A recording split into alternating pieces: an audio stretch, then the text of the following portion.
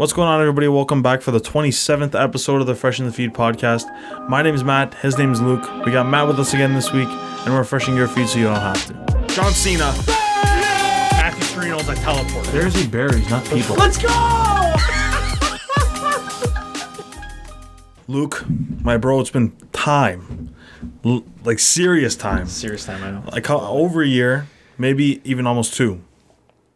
Definitely two. On the podcast. Definitely under a year. Seeing you. Yeah, seeing me, but Okay. Podcast recording wise, It's been over a year. It's been too long. Yeah. So it's been a while. If people don't know you, if you want to give your social handles a shout out right now, you can go ahead. You can find me at _coffee and kicks is the main plug. This is the man. At Luke CO, but that one's not important. This is the man. Coffee and kicks is the goal. So I wanted to talk about obviously your involvement with Coffee and Cakes, your masterpiece, your child sort of. You've been doing it for a while. It's been a while. It's been a couple of years almost. Yeah, I think I'm pushing like just over 3, maybe. Wow. 3+. That's dedication, bro. Yeah. It really is dedication. That's 3 years of content. It's been like consistent, like daily. I've only just started taking weekends off, but like I've been doing one a day minimum. That's dope. Early year, I was doing 3-a-day posts.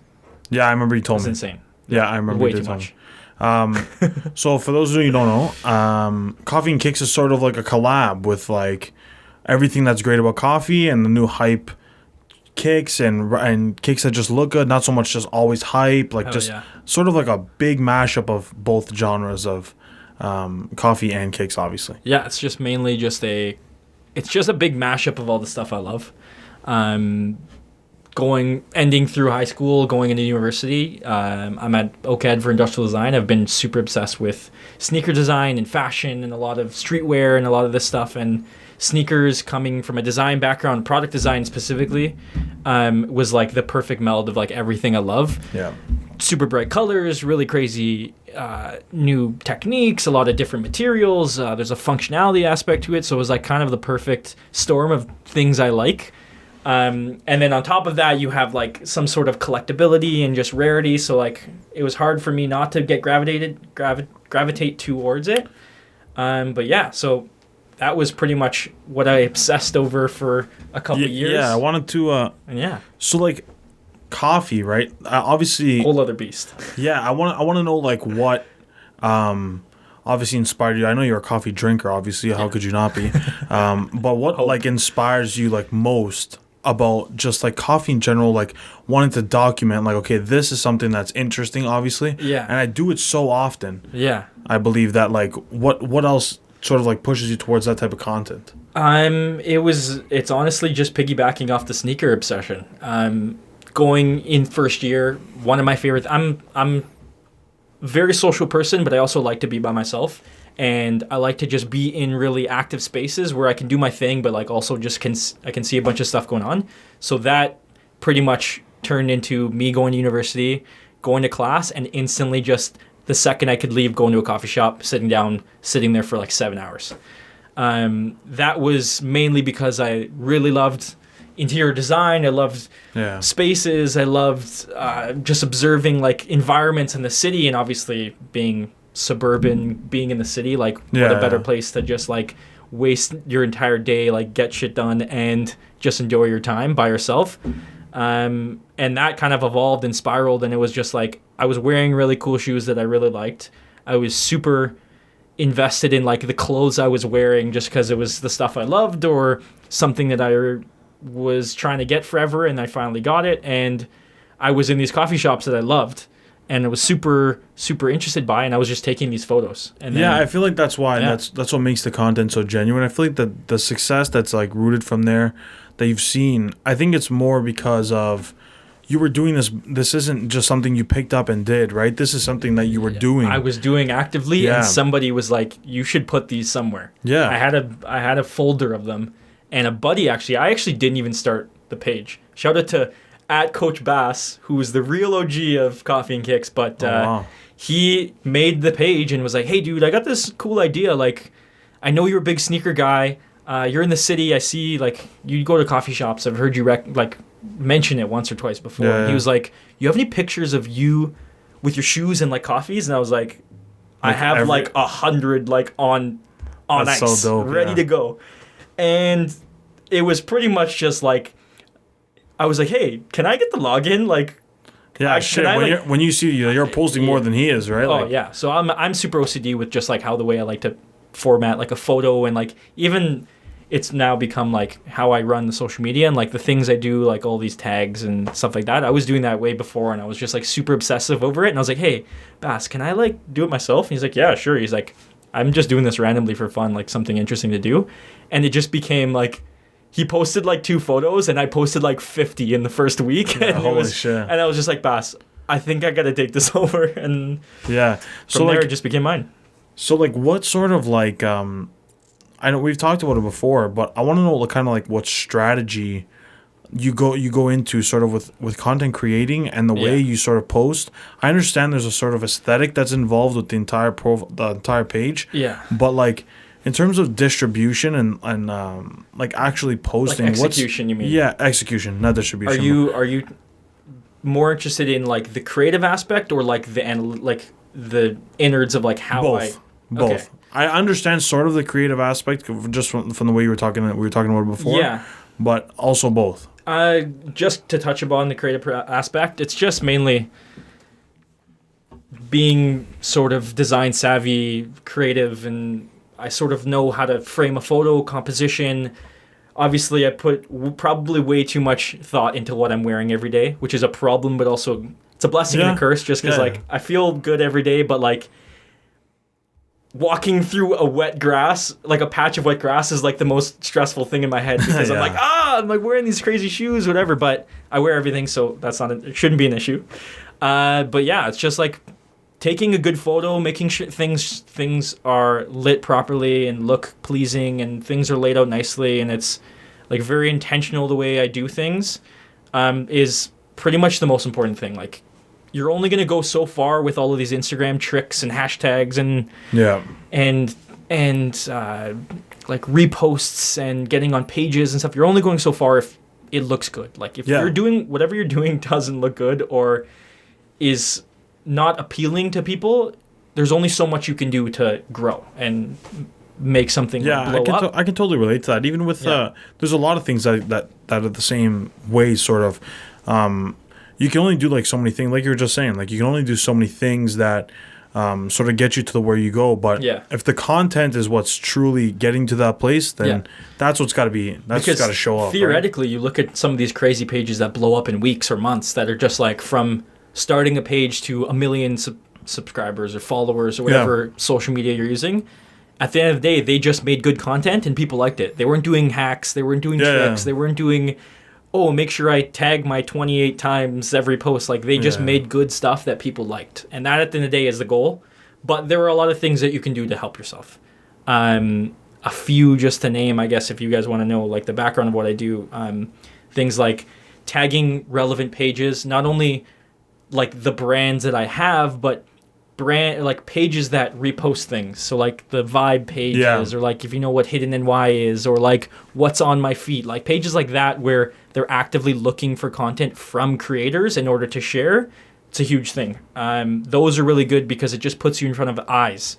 And ideally, at the end of the day, the more eyes that see you, the more possibilities you have to get a follow. Other ways of doing that is hashtagging from a range of really niche things to really popular things, because the more you're viewed, the more you get put in front of people. Like a big thing with Instagram especially is kind of I sort of specialize, or I feel like I specialize after the past 3 years of just posting every day. You kind of got to do what the algorithm, again, this is all theoretical. Nobody really knows, but you kind of just got to do what is going to make it seem like you're important content. Yeah. At the end of the day, now in the last year, things like saving and sharing are 10x important compared to a comment or a like. Yeah, we spoke about this. The small bookmark icon in the corner. The bookmark icon is huge for a post. Like if you can get 100 people to bookmark that thing, your post, whatever you're posting, every time you post something, Instagram is a big robot pretty much that's like, holy, 10 or 100 people have stopped, have acknowledged that this is good content, and have gone out of their way to save it so that they could look at it later, opposed to like a like. Likes are meaningless now. Yeah. In all of these algorithms, just because it's become just a background thing where it's not really that important. Like some people go scrolling, liking every single picture, and it's like a currency. Like it's a overproduced currency that is worthless now because it's Yeah, so it loses its meaning. It loses its meaning. I totally get that. So that's where the share and the save come in, because it's like I'm actively either sending this, hey, check this out, this is cool, or hey, this is really good, I want to save this for myself. Later. Yeah, exactly. Have you, speaking about the algorithm, have you ever tried to explore, I know Reels are very good for exposure on Instagram especially, just because I've spoken about this a lot. The type of content that's sort of like the big trend right now, through all social media platforms, is very short, brief, to the point, and very action-packed, sort of.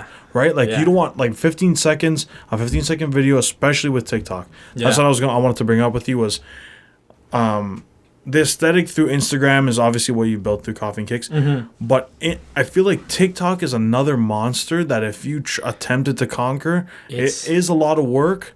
It's difficult. It's so difficult. I think I've not been able to do anything yet. I've put very little effort into TikTok, but in my mind, I'm not really doing something incredibly like, oh my God. It's like sort of satisfying.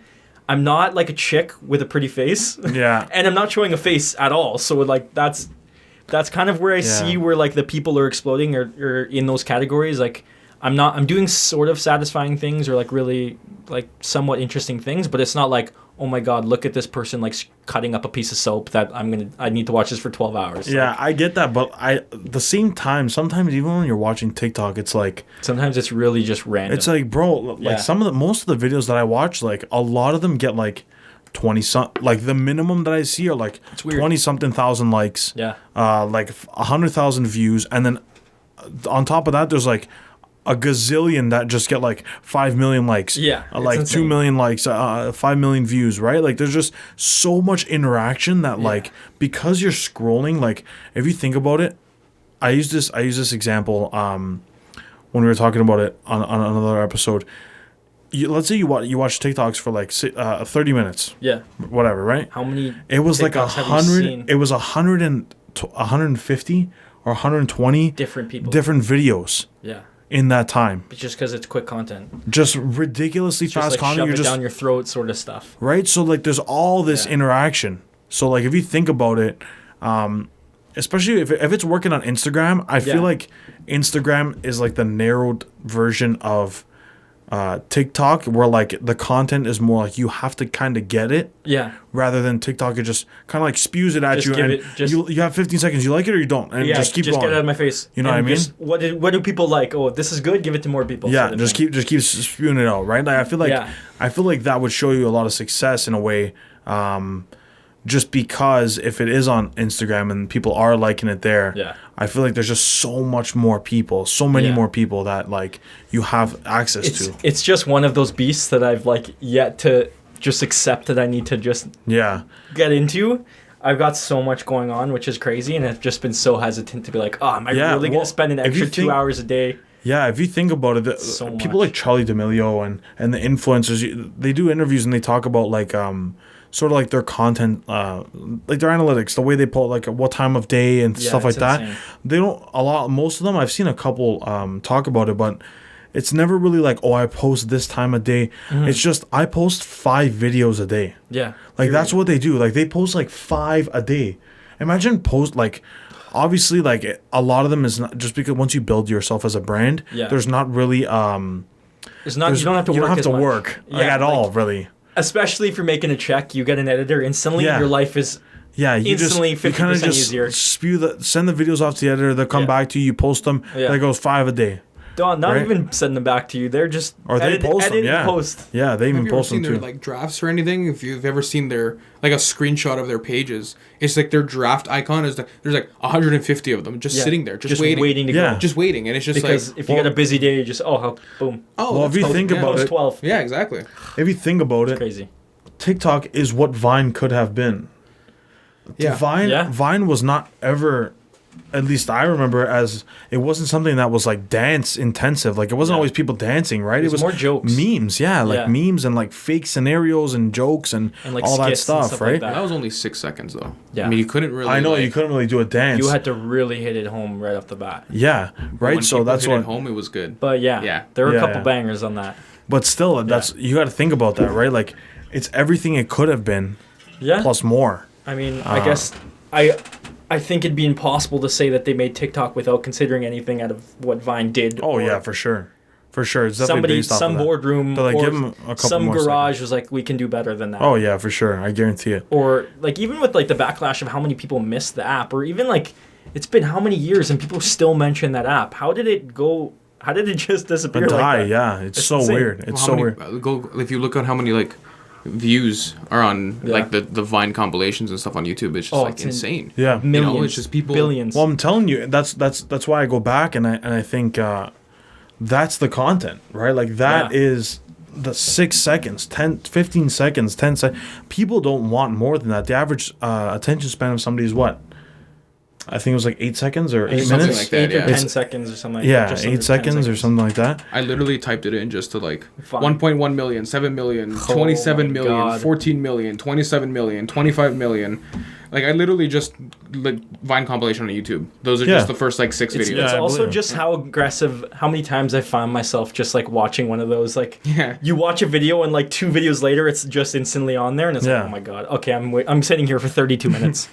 Yeah, it's crazy. So you've been on sort of on both sides of the ball when I talk about what I refer to sort of content in terms of digital and actual tangible content like painting or Yeah. whatever it may be, murals and stuff like that. So you've done murals in the past and you're currently doing them. Doing them once a week for the last 2 months now, Which is has so been dope. awesome. It's been a blast. It's so dope. cool.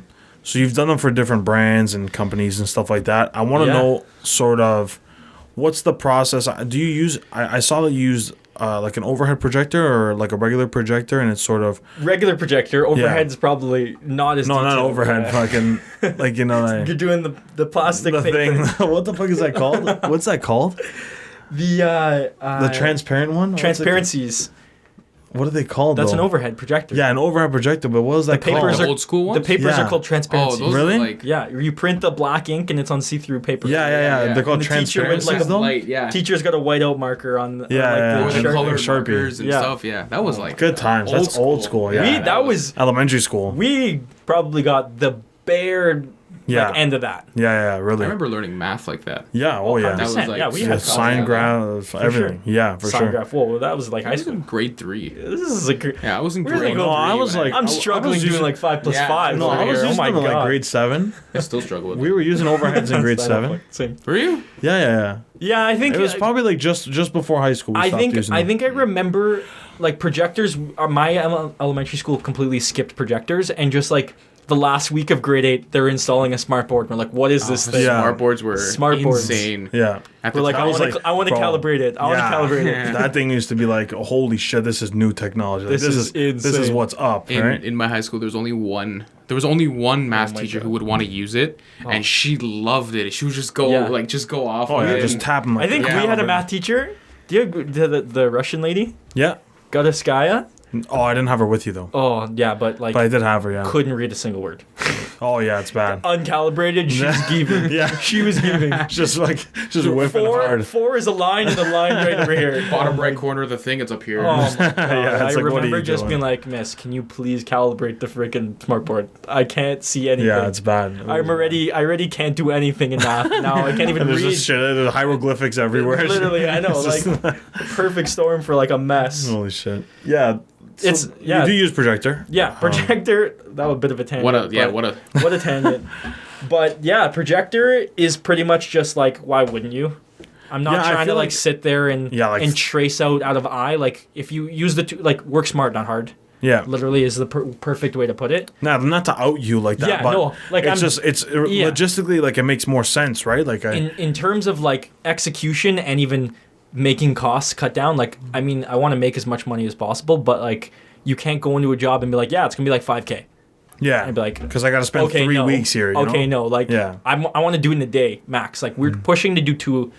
We do either one big one a week, which is usually like a 2-day project, or we'll do 2 smaller projects just because I'm working and doing this on the side. Yeah. But yeah, it's just pretty much just like talk with the client, get the idea, get the feel, get inspiration, maybe get some color palettes or like whatever they're feeling. Sometimes it's a logo and like they already have a picture and they'll just like put this on a wall and I'm like, okay, mint, my job is instantly easier. Yeah. But like when you got to really design something, it's usually like a day or 2 of just like throwing ideas and maybe making up like 4 or 5 mock-ups. I'll usually take pictures of the space in Illustrator, which we were talking about earlier, which you need to get. Yeah. You'll throw the design onto the wall, so like they could actually see their physical space with like 5 or 6 potential different big render designs. of it, Yeah. It's huge. It's like, especially like a big thing in my program of industrial design. We pretty much spend the entire the entire 4 years has been pretty much teaching us how to express our ideas to people who don't know how to understand them. So like a big thing with ours is because it's product design and inventing and 3D space and stuff like that. It's a lot of figuring out how to get like, I know I can visualize a cube or like a product in my head, but like somebody who's completely analytical or an accountant who doesn't know how to understand like a 3D space in their head, like teaching us how to draw exactly what's in our head, put it on paper, teaching us how to 3D render it, teaching us how to express it verbally, how to using different techniques if you're on the go, like just random stuff in order to just get ideas across. And that's like the perfect way. Like for people who are, I own a burger restaurant, Aussie's, perfect example. I know you love that spot. I love them too. We've done a few locations for them. It's like, for a guy like that who is a chef, he's not an artist. To put it on the wall, he's like, wow, that's amazing. It also just gives you like a lot more reputability and like a lot of more confidence in somebody to like be like, hey, this is gonna be $3,000 like for the next 3 days. I'm gonna be painting here.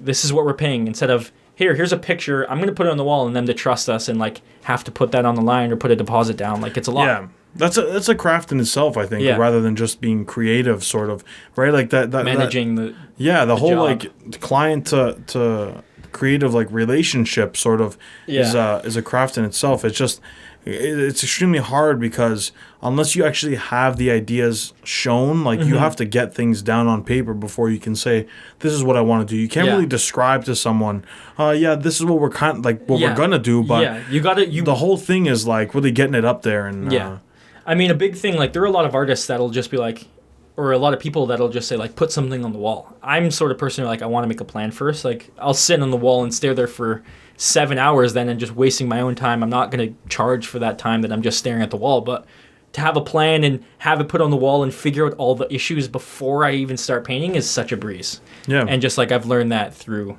I think I've done like 100 murals now. Oh, wow. That's a lot. Yeah. In the last, like, I mean, I've been doing it since high school. Yeah. I remember doing that one massive one in high school. Holy, that was long. Yeah, that was a long time ago. That was probably like first 10 I did that one. And now I've done consistently. What's sort of like the weirdest place you've ever had to do one? I mean, I've done garage alleys and I've done garage doors and alleyways, like full floor to ceiling, like. Oh wow. Garage door. I've done floor to ceiling garage door in an alleyway. I kind of like didn't place that perfectly, but like restaurants, like awkward hallways down like staircases. Yeah, usually that's where I assumed like originally where most of them would be. Yeah, like over. Sometimes it's weird when it's, you're painting on like a header in a building, so there's no wall underneath, but it's just the painting on the top half of like maybe like on a counter where you have just like the drywall on the top. Like that's super weird. Nothing like really crazy. I mean, when somebody comes to you with a mural idea, they usually have a really good spot for it. It's never like, exactly. Oh, I have no space for a mural, but I'd love a mural. No, but I feel like just kind of like being able to take a design and sort of shape it in any way. Like you said, on a staircase, if it's going like whatever, like just being able to like manipulate it in any way you like. Yeah. I feel like that's just more than sort of like a canvas that you have, right? Like it's just, you got this space, you work with this space and that's it. Yeah, it's sort of like I got to work with this, and if there's cracks in the wall, I got to figure out how to make it look whatever, right? Like, and that's a big thing too. What you're painting on is life or death. Like that could make a messy wall can make a mural. A messy wall and a perfect like coat primed drywall can be like an hour or 2 hour job or like a 4 day job. What's the hardest substance? Probably like concrete. No, like Stucco is the worst. oh well, yeah. Stucco or like cinder block. Cinder blocks actually aren't terrible. Like a painted cinder block is actually worse than a raw cinder block. Because like it's smooth. because it's like sort of smooth, but there are just little dots everywhere. And imagine just rolling that, and like you have to just sit there and just fill in every dot, especially if you want to do something nice. Like we just did a shipping area in like a warehouse in Etobicoke, and they had like a 25-foot wall by I think it was 18 or maybe 15 feet tall. And it was just a brick wall, and we had to paint it one color and then put a design on top of it. Just painting the one color was a disaster because you roll a paint and you're rolling it, but you just still see all of these dots. You have to sit there and fill every little hole, and then to like paint a crisp line and go traverse through all of these cracks and stuff. It's such a pain. But I mean, like you go into every job, and like I usually try to go. 9 out of 10 times I'm there before we actually paint to like think of the idea and like see the wall. Like I don't want to go see in what there. you're doing. Yeah, You got to be prepared for whatever you're gonna do. So like in that case, I go, and when I'm talking with them, I'm like, listen, it's not gonna be a very crisp mural. It's not worth that time. Like that could be an extra $2,000 or an extra $1,000. It could be an extra like 10 hours just to make the line like that much more perfect. Especially when you're like in a warehouse area. Like it's just something. Yeah. Something to like raise morale, make a space feel better, like make a space feel warmer. So that's not the end goal. Like at the end of the day, like you want to balance cost and what you're actually making. Like, yeah, of course. Yeah, that definitely makes sense. Yeah. I guess it's all it's all where you are at the end of the day, but you're still for the most part you still get your picture across. Oh yeah, 100%. Well, you got to do what you got to do, right? Whether there's cracks or not, you got to fill in dots, whatever it is. And even with that, the design changes drastically on the wall I'm doing. Like I'm not going to do I'm not going to do a design that's very detail intensive on something that's not a good surface. Yeah, like if I've got a crisp primed drywall, I'm going to be like, okay, let's do something really detailed because it's going to look good. I can take a lot of time and the results will be really nice. So yeah, that's been my favorite walls have been really crisp walls, obviously. But yeah, no, that's dope. That's still sick though. It's super fun. You're doing it for a while, so you get that experience and you're good, right? I've got it down to like sort of I wish I could say the formula, but like I've got it down to like sort of I understand a bunch of the scenarios, so you're prepared at least. I'm prepared. I'm totally prepared. Yeah. Almost a science. Yeah, it's almost a science. Yeah. It's we're still doing a little bit of chemistry, but like it's all good. The invoicing and how I usually like say how I like prep my conversations and like tell them. What's been a big thing over the years now is just having experience of like how paints work, how colors work together, how paints on walls work together. It's been such a big difference being able to be like, well, no, we should not paint this wall red because this whatever and this and that detail is going to be weird or that color is going to not lay on this wall nicely because it's not a muddy color, so like it's going to be really opaque, just random like things that I've picked up on or like things I've noticed have made a huge change. Yeah, it's dope though. You get that experience, you're good. That comes with every experience. Sick. I want to talk about you mentioned before we started recording your new job.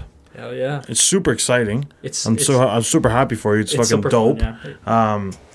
So it's like, almost too perfect. I'm not gonna explain it. I'm gonna butcher it. I want to let you explain what you do, sort of. So I am running social media for Fiamma Canada. If you want to make my life easier, go follow at Fiamma Canada. Or Fiamma_Canada it is right now. Yeah. But essentially, Fiamma Canada is the Canadian franchise of Fiamma Italy, which is one of the best espresso machine manufacturers and designers in the world.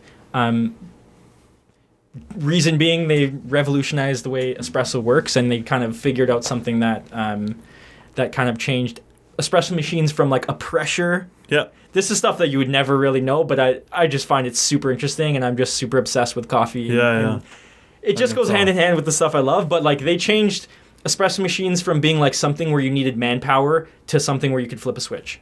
And like that changed, obviously, espressos. Like you wouldn't have an espresso machine if that didn't happen. So they're the original designers, and probably I think it happened in '61.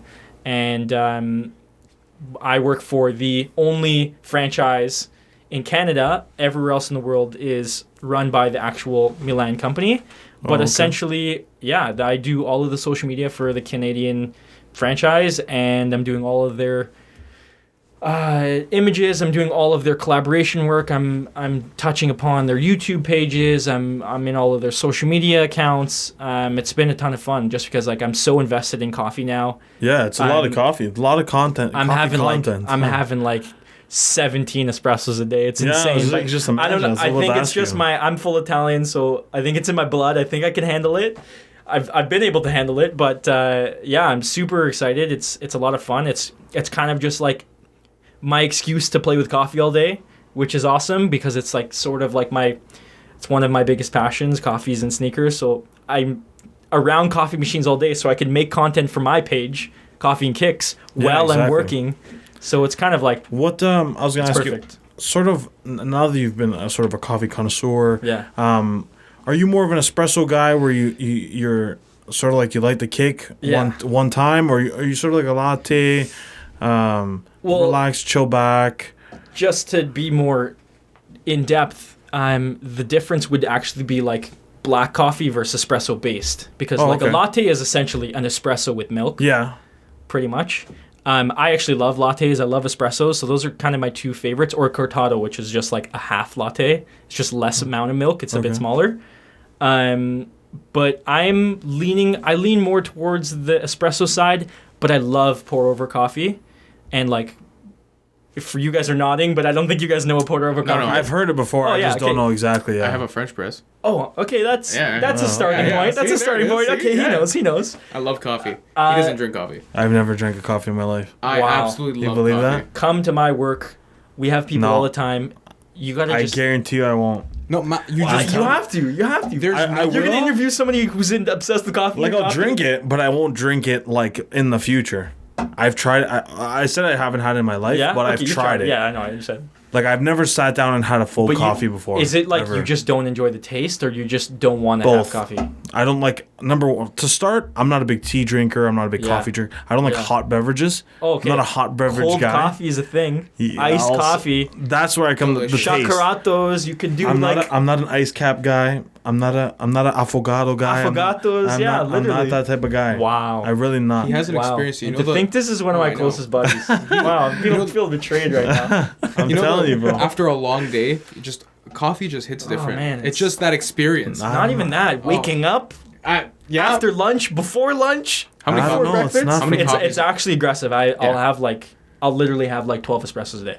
That's a little much. That's a little much. That is a lot. Because I thought I drank a lot of coffee. Do you put sugar in the espresso? No sugar. That's big then. 12 a day with sugar is kill you, bro. You die in a minute. I've been on like a super health career. I used to, not lately, but like over COVID. First of all, congratulations. Thank you. You've ran over 100 kilometers in. I run 100 kilometers a month. In a month. I do. That's what it was, right? Every month. Good for you. Thank you guys. Good for you. It was like one every month and then 500 over. What was it? So last year I did 400 I did over 400 kilometers last year. I've already done like 600 this year. I just want to point out, runner. In my entire life, I don't think I've even run 24. I don't even think I've walked. Like 500. My 21 years of living. I think just because I'm running so much, I'm just thinking. I love music, so I'm always just listening to music, but I think it's just because I'm so invested. Like my day is wake up, I'm doing things. I'm either talking with clients for murals, I'm either designing murals, I'm either taking photos for Coffee and Kicks, editing photos for Coffee and Kicks, editing videos, I'm either posting, I'm running to work, I'm driving an hour to get into the city somewhere, figuring out, talking with people. Like running is the only time from when I wake up to go to bed is like my hour or like 30 minutes of just like I'm just doing this thing and I can't do anything else. Yeah. Like, I'm super like I have that too. I'm a bad yes man and I'll do everything, and like even when I've got a day off, I'll say, "Yo, let's do a podcast." Yeah. Like this is my day off and I'm here doing more stuff that's sort of related to what I'm doing. So I get that. I mean, like when I'm running, it's sort of like I've got music and it's just like so behind like behind my head, just like random thought, like, oh, I thought about this thing yesterday. Like, like I'm just doing that all day. Yeah, there's always. I think everybody has that one thing that just sort of It's gets such a you peaceful thing. For Yeah, me. it gets you away from what you do all the time, right? That in like it's exercise. So like I'm killing two birds with one stone. I'm relaxing and I'm exercising. I've since last January I'm like just about hitting 40 pounds. That's awesome, bro. Which is heavy. That's great. No pun intended. That is great. Which is heavy, no pun intended. I mean, it was pun intended awesome. after that. No, it's sick. It's super fun. I love it. Yeah, we also had the 12 espressos is justified. 12 espressos. It's justified. It's cooking me. that's what's cooking them. It's crazy because when I was like, I use Strava, which is a running app, and they're like these challenges where you get like run 5 kilometers once a month or do a 10K. And then I started doing the 100K a month. Holy shit. So it tracks you and like you could see that. And when I was like first starting it, I was like doing it throughout the month and I was like, oh my God, like my body can't handle this. And I was like doing 5K and like done. I'm done for the day. Now I do like 16Ks or like 20Ks. A day. In a day, yeah. I'm sweating hearing this. Like I love it though. Shit, So like, but that's just because my body has become like Have you noticed any difference in like joint pain or anything like that? Incredible. Knees are done. They're done? They're Well, do you run on concrete? You run on a sidewalk? It's a mix. I do trails sometimes. I try to do trails because like grass and yeah, you got to stay away from concrete. Dirt is better for your knees and stuff like that. But like, I mean, like every 6 months, it's like sort of a thing where you switch up your shoes and stuff. It's also bad because now I'm obsessed with running shoes, and now I'm obsessed with literally running shoes. Works out. Which is like good and bad because now I'm running and I'm like, I'm running in my nice shoes. Like, see how everything comes full circle. It's you know what it is. It's weird. It's super weird how all of this stuff works. But like, now it's bad because I'm buying running shoes. I'm like, I'm gonna run in these. Oh no, I'm gonna keep these. They're too nice. Like I'm not gonna. Yeah, you value them. I'm gonna wear them, but I'm not gonna run in them. Like, but I purchased them just to run in. What's your favorite running shoe? Running shoe or like? No. I'm gonna put these shoes on to run. I'm going for a run. Yeah. So I'm a big Nike guy. There is I'm gonna butcher the name. I almost don't even want to try and say it. It's like a Japanese designer. It's Undercover is the collaboration. They've done a bunch of different Nike runners in the past. My favorite is a Pegasus, which is usually like a runner's favorite. I'm pretty sure. But it's called like GYAK. I think it's called that. Gaikuza. Not Gaikuza. That's like Yakuzo. Yakuzu. But I've seen like tutorials of like people like reviewing it, but they're like not Japanese people and they're saying it really crazy. Yeah. I've heard really different things. Like these. Gaikuzu. But like I love the designer. They're super colorful. They're super interesting. And these are the ones though, right? Yeah, they're a bunch of different. If you go images, there are a bunch of different versions of them. I've got 3 of them. I've got this pair that I run in. This is the most recently I've run in. I've seen these. I've seen you post about these. I've got a pair of all black ones as well, and I've got a pair of green ones. I mean, they're like a no. Yeah, I've had those in the past as well. They're a bunch of random. Some of them are like super like from a long time ago that I tracked down somebody who had a pair. Yeah, these are dope. And literally had a pair sitting, and I was like, hey, I want to run in those, and they've never worn them. I like sell them and stuff like that. So it's just one of the. It's like literally just full circle because now I can post about my running shoes because there's a whole group of people who love running and love like sneakers just for running and stuff like that. And I'm super invested in sneakers and running now, so it's just like it's just another thing to like do. And now I could take I'm going for a run, an espresso shot. Like it's just like everything kind of just like circles in back to each other. But so for those who don't know, Luke's a big, obviously sneaker guy. Major sneaker guy. As you couldn't tell. I think at this point I can say I'm a major sneakerhead. You like shoes? Oh, I don't know. I don't care about what I'm wearing. So, you have all sorts of brands from Adidas to Nike to New Balance, Reebok, Adidas, all of them. Right, all of them. So obviously you're a big Nike guy. I know that. Nike's the giant. Just from knowing you. What would you say? Let's say you're getting ready to go out. I'm gonna say a house party. Mm-hmm. Right, house party. What is the go-to shoe? Not something you wear all the time, but you want to look nice. But see, it's different being I don't not coordinating with an outfit. not coordinate with an. You can't do that because I'm super OCD. I coordinate. I know. That's why. But like at the same time, so it's again. I'm gonna talk about like shoe like what the shoe looks like. Yeah. Aside from color scheme. Yeah. I want to know what you think is one of the most stylish shoes that you own. I know it's hard to pick. This is like telling a mother to pick her favorite son of the three I know it's hard. kids. That's like, that's why I had to ask you. You see the tears forming in his eyes. Because sorry. I consider myself a decently sized sneakerhead. Like I'm not. Yeah, you I'm got not cool stuff. I got some cool things. You get some cool stuff. Yeah, I got some cool things. Still waiting on those undercover NMDs. No, the neighborhood NMDs. Neighborhood NMDs. Yeah, that was way back. I gotta get those. Those were a long time ago. Still, you can get those. I know. I gotta find them. They're not that expensive anymore either. I could probably find them cheaper. So I can pick. It's tough. It is tough. I don't want to like narrow it to a. It's so tough. I don't have like a go-to. Like I wear everything I have. Yeah, I know. I got Jordan 1s. I got a ton of Air Forces. I got a ton of Air Maxes. I've got a bunch of New Balances. I've got a bunch of Adidas. I've got Yeezys. Let me ask you a more detailed question then. Because you can't choose, and I can see why you can't choose. It's what you're feeling, what the weather is, like. Yeah, okay. Are you inside? Are you outside? What is the most dynamic shoe in terms of scenario where I can wear this in the most? Air Max 1. Yeah, I was Air also Max thinking 1 is Air like Max or one of I the was most thinking the Air Force Ones. Air Force Ones, I like wearing a bit more like these are. So okay, not Air Force Ones. I'm Jordan ones. Sorry, Jordan 1s. Jordan ones. Jordan 1s are in a bit of a high right now. Yeah, they're really hard to get. I started buying all my favorite Air Jordan 1s, and then the Last Dance came out, and now all of them are triple the price, and everything I still have to get is even more expensive, which sucks. But I mean, my pairs are more expensive now, but I don't really care about that. Works. But it kind of sucks because now it's like, oh, you're wearing our Jordan 1s because everyone wears them. But I wear everything, and I've been wearing everything, and I've been trying to wear everything for a long time now. What were we talking? We were talking about the party. Most dynamic shoe, Air Max 1. Just because I'm super, my sort of like perfect shoe is really iconic, not flashy, not incredibly expensive, although that's like impossible now. But also I think what comes with a dynamic shoe is like a neutral color scheme that works with a lot of different outfits. You can wear all black, you can wear grays, you can wear greens with an Air Max 1, you can wear a pair of cargos, you can wear jeans, you can wear a pair of shorts with a pair of Air Max 1s.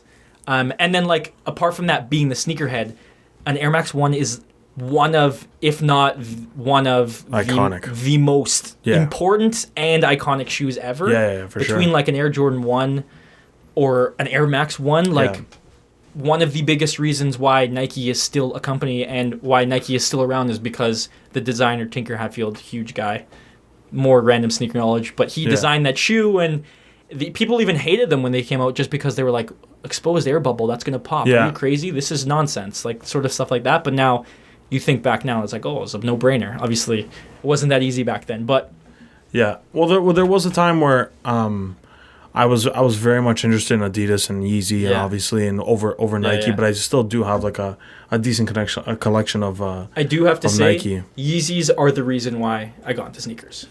Yeah. I can also say somewhat 50-50. Us being in grade 11, 12-ish, my older cousin, he's a dad now. He's gotten rid of all of his shoes, all of his fancy clothes. Wow. But I got into Yeezys because my older cousin was a big sneaker guy, and he had all the Yeezys. He had like the 4 original Yeezys, and that was always like I'm never going to get this shoe, or like, it's impossible that he got it. How did he get this? It was so untouchable. Yeah. Until I was like, oh my God, this is possible. Like, it's not hard to get. It's just a little bit expensive, and it's really hard to find. As soon as I figured out like the ways of doing that, it was just instantly just like you can do it. Boom. Yeah. And that's what got me into sneakers, and then that just spiraled into everything. Dangerously into that's dope. Everything. No, that's dope. I can relate to that. Yeah. Okay, I think we're gonna wrap it up there for today. So many things. That was dope. Hell yeah, man. It was great to have you on. I really thank you for coming. Matt, thanks again for being here today. Thank you for having me, guys. I really appreciate it. This was fun. It was good to finally catch up. It's been a while. Mm-hmm. COVID kept us apart for a while. Mm-hmm. Hopefully we get back to the soccer field soon. Yeah, hopefully. Paul, if they open up, please, Goulart, please set that up. I miss it. So if you're watching this, check out the link in the description. Our handles are there: TikTok, Instagram, Twitter. If you're listening to this, check out the podcast in full video on YouTube. That's it for us. That was Support episode the 27. Check out Luke at LukeCO on Instagram and at Coffee and Kicks. That's it for us again. Send some Episode love. 27. Luke, thank you. Matt, thank you. We refresh your feet so you didn't have to. Peace out. See you guys.